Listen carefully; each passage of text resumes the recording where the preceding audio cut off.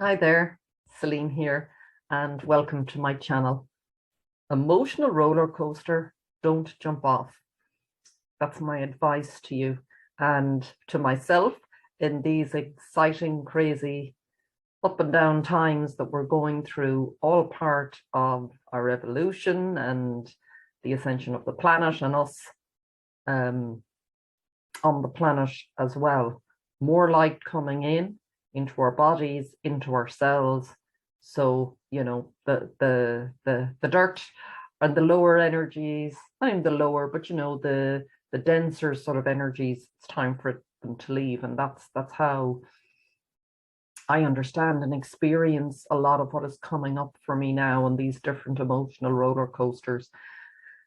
So if you are experiencing the same, I just have a couple of I suppose pointers I want to mention that have helped me and are really, really helping me move through old patterns, beliefs, behaviors, emotions that I've sort of suppressed, and they're coming up and it's time to go now. And that's the wonderful thing.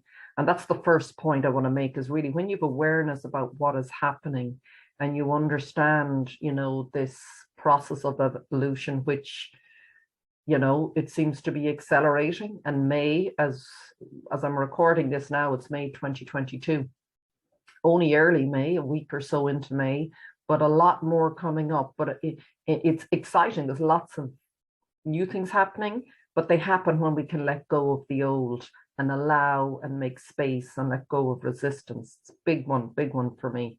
So yeah, first point, if you are, and I'm sure you are, but just aware, it can really help you, that the bigger context or understanding of what's happening, you're not going crazy, even if you feel like it. I often feel like it.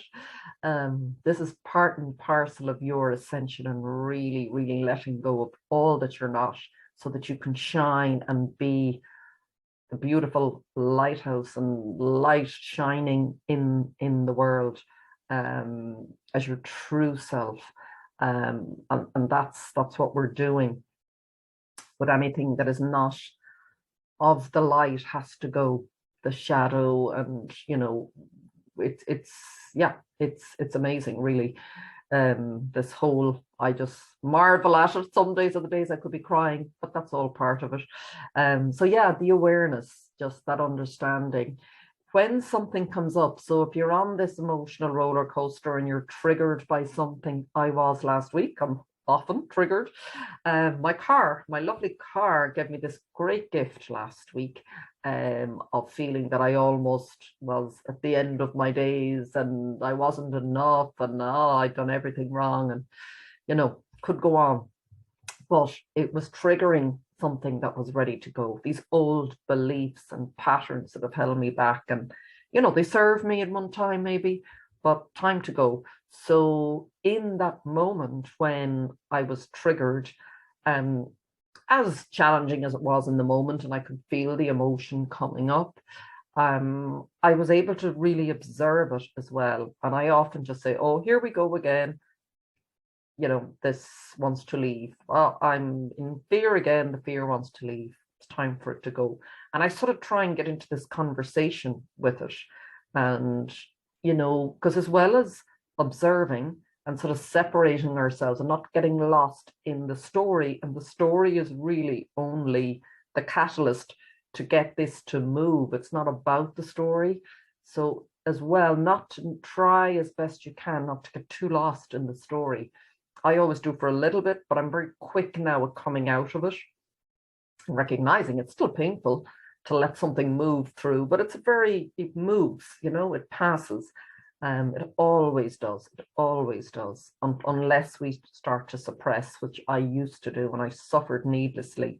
So being aware, getting into observer mode as best you can, and using whatever words that help separate you. I've heard someone talking about even using your name. Celine is experiencing anxiety. Celine is experiencing fear. Even just trying to depersonalize, or that's a word, but separate yourself from getting too lost in it, to not get tied up in the story. So I was going into an old story, but the car, and then that how that connected with me and my lack of self, you know, of being worthy and enough, all of that. So I got out of that fairly quickly. I felt and experienced it. So you have to feel and let this an experience. So whatever has been suppressed or is still held there, really, if it's coming up, just to know it's time, it's ready, it wants to leave, it's no longer serving you. So even just to acknowledge that and to say, thank you, I know, I see you, and I love you, and I let you go. You know, whatever words or way you find to do that. But I always find if I acknowledge it, I could be crying, and then in a break in the crying, I'll just do that. And it really does. It really makes a difference. It really, really does. So it just needs to be seen and acknowledged. And so in helping that move, so as it moves, as I've said, you know, I found it gets quicker for me. I just go to a place, and whether it's I drive somewhere, or I go home and I lie down and just sit with it. It will move. If you find in doing that and it's sort of lingering, or, you know, it can take a little bit longer if you're still going back into the story, even moving. So finding some sort of practice, whether it's you go for a walk, do you need to journal or write about it? I've gone back to yoga recently, and I'm going back to a very deep practice. It's fabulous. So some of the postures really are about opening you up as well. So it's more of that allowing. And I've found as I've started doing it, certain things are being triggered and are coming up. So that's fantastic too, because it is time. When it's coming up, you're strong enough and you're ready, just to know that as well. Any practices. So as well, if it helps you to go to someone, whether it be a massage therapist, a Reiki therapist, I've gone back to training in Reiki, which has been absolutely, wow, life-changing. And I've no doubt, as I'm going through my own self-healing practice over 21 days initially, that it's really helped the movement of anything that is no longer serving me. And it's such a supportive practice. So that's been fantastic. Having someone as well. So I was talking about movement and practices, you know, either going to someone or yourself. If you've someone in your life, either personally or again professionally, who can be what I call like an accountability partner. So I have someone in my life who I can call, not to complain and moan or anything like that. We don't really allow each other to do that. You know, we'll listen sympathetically. But if we hear each other getting lost in the story and going down a rabbit hole, we sort of cut that off.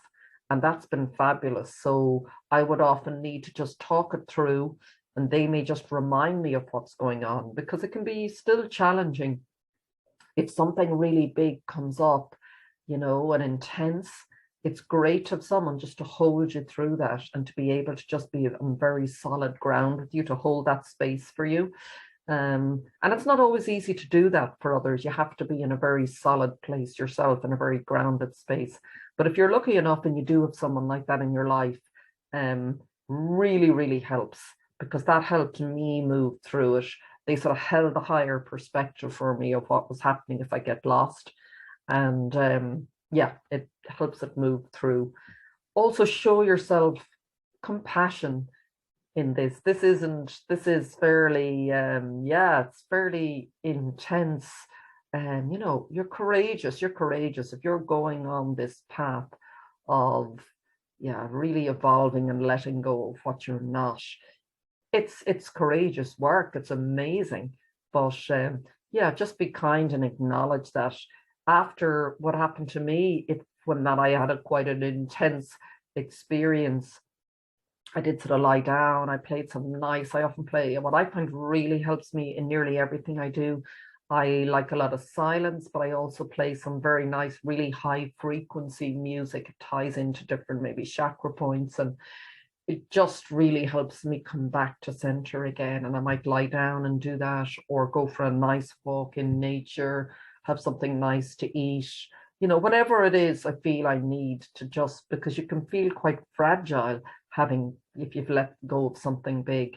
So I wish you well. And I just, yeah, finish by reminding you, don't jump off the roller coaster, even if it's hard, because what happens is you just come back on again. You know, I've suppressed stuff for so many years and it can blow up again and it comes around. And each time it gets easier, and each time you become more of the master of your world and your inner life. And it's, yeah, you become such a sovereign creator, which is what you are, but you really start to see it. Like I could feel physically this process happening in me of that sort of the darker, lower energies or denser energies, and how they sort of, yeah, shifted and were replaced by light. I could feel lighter and more expanded afterwards. And that's the gift of all this work. So yes, I will leave you on that note. I wish you well. And until the next video, take care of yourself and don't jump off.